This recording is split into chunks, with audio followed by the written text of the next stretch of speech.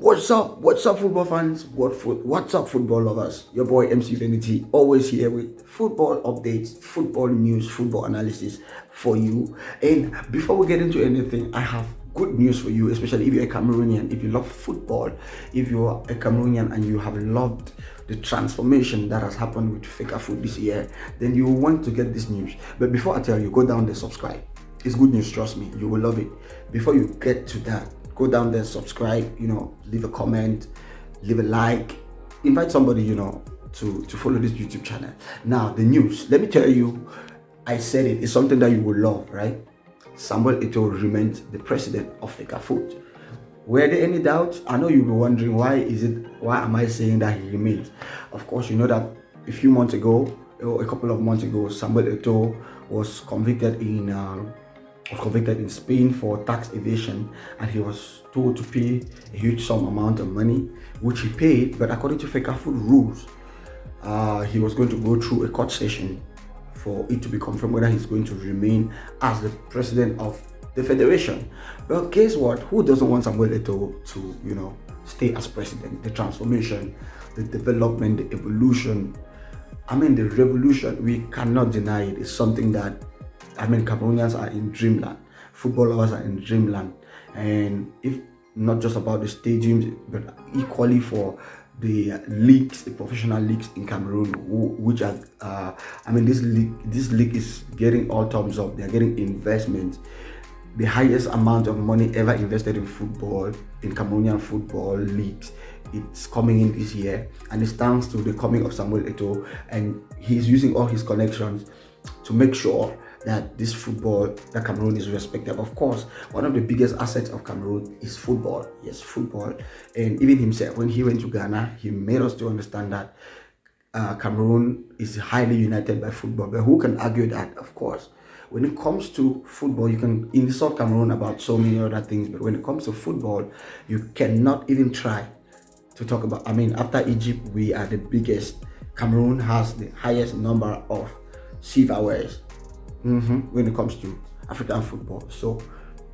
And Cameroon has qualified for the World Cup more than any African team. Cameroon was the first team ever to qualify for the quarterfinals of the World Cup. So you have to respect Cameroon. As small as the country is, Africa in miniature, but there is so much that Cameroon has as far as football is concerned. And understanding that is the asset of this country, Samuel Eto'o has decided, to put his life on the line, his reputation on the line, just for this federation. And that is why football fans are happy, because it's been confirmed. He stays as president.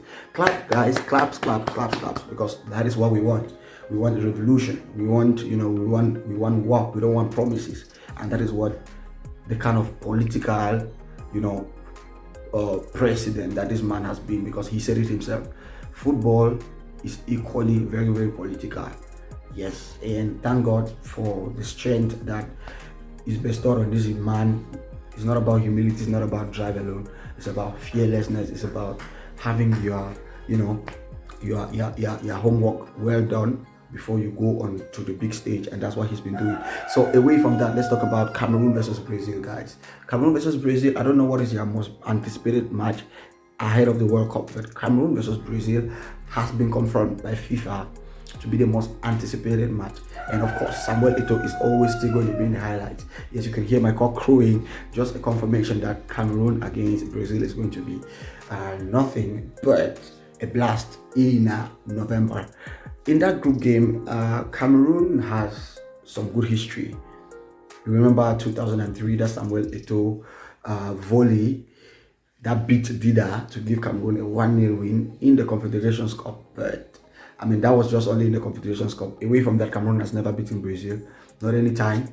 But Cameroon has so much history, a lot of history, and we will not want to have what happened in 2014 in Brazil to repeat itself, where Cameroon were beaten by 4-1 by this Brazil team. Afterwards, there is still so much that happened. But guess what?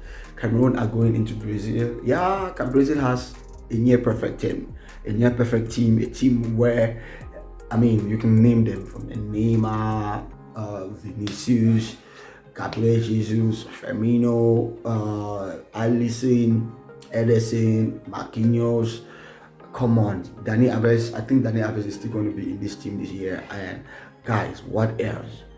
That is a deadly team. Listen, there are so many Anthony. There are so many of these Brazilian players that you can, on paper it's no game on paper, but guess what? On the pitch, we have Choupo-Moting, we have Abube, it's popularly called Abubakar. There is so much to look forward to. And now that Mbeumo has recently signed for Cameroon, or has recently come back to Cameroon, is a plus, it's a massive plus for all of us. So guys, I don't know what your predictions are. I want you to start giving your predictions before we get to November, so that you don't change your predictions.